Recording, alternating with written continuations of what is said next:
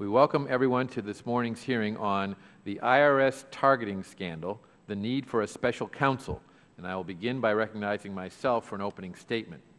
On May 10, 2013, the Internal Revenue Service admitted to inappropriately targeting conservative groups for, quote, extra scrutiny, end quote, in connection with their applications for tax-exempt status. Following the revelation of the IRS targeting, President Obama denounced the targeting as outrageous and unacceptable and stated that the IRS, as an independent agency, requires absolute integrity and people have to have confidence that they're applying the laws in a nonpartisan way. He pledged that the administration would find out exactly what happened and would make sure wrongdoers were held fully accountable. In testimony before this committee on May 15, 2013, Attorney General Eric Holder promised me and everyone else on this dais that the Justice Department would conduct a dispassionate investigation into the IRS admitted targeting of conservative groups. The Attorney General pledged that this will not be about parties, this will not be about ideological persuasions, and anyone who has broken the law will be held accountable. Last month, FBI Director Comey assured this committee that the FBI was conducting a very active investigation into the IRS targeting matter. And not 2 weeks ago, Deputy Attorney General Cole stated that DOJ investigators will follow the facts wherever they lead and apply the law to those facts.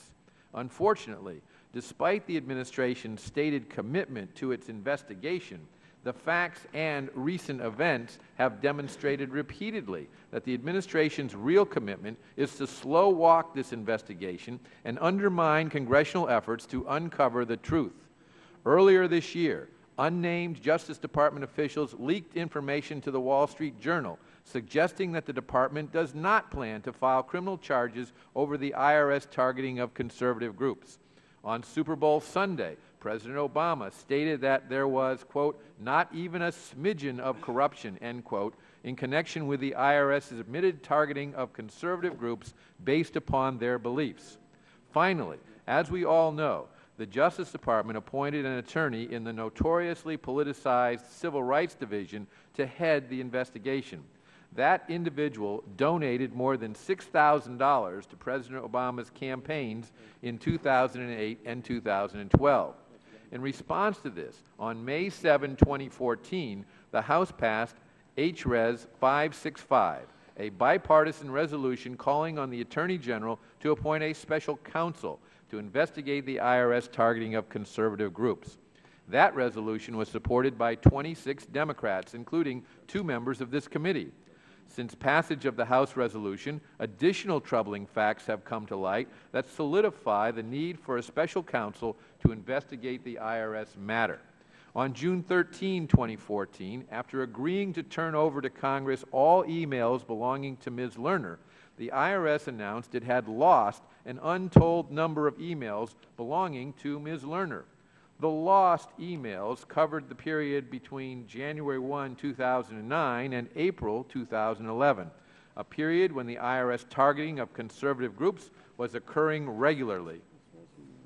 In his testimony before the House Oversight Committee, Deputy Attorney General Cole made the shocking admission that the Justice Department did not learn until June of this year that the Internal Revenue Service had lost the emails, and even then only learned of it via media reports.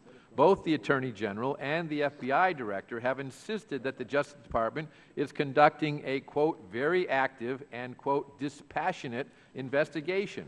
How then is it possible that investigators pursuing this matter very actively and dispassionately were unaware that a sizable, potentially key piece of evidence had simply vanished? On July 10, 2014, U.S. District Judge Emmett G. Sullivan ordered the IRS to provide a full explanation of the notorious computer crash and infamous missing emails within 30 days and assigned to Magistrate Judge to, quote, assist the parties, end quote, in the process. Not surprisingly, less than 2 weeks later, the IRS announced that investigators looking into the missing emails had located backup tapes, which may contain the missing Lerner emails. The relevant special counsel regulations require appointment when the Attorney General determines that 3 circumstances exist. 1, criminal investigation of a person or matter is warranted.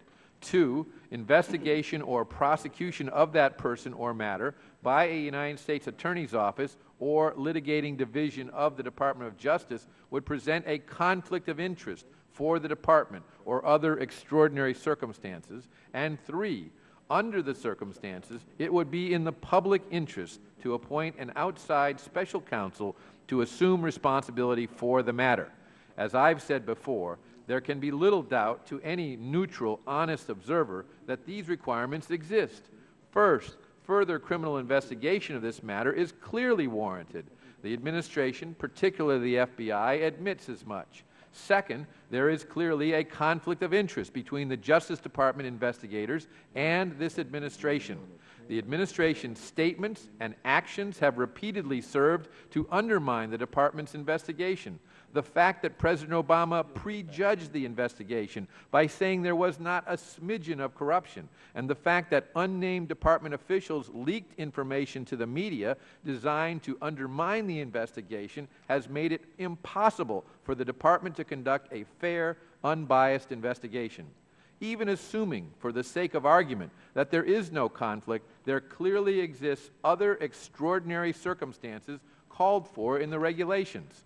Finally, it is clear that appointing an outside special counsel to investigate this matter would be in the public interest.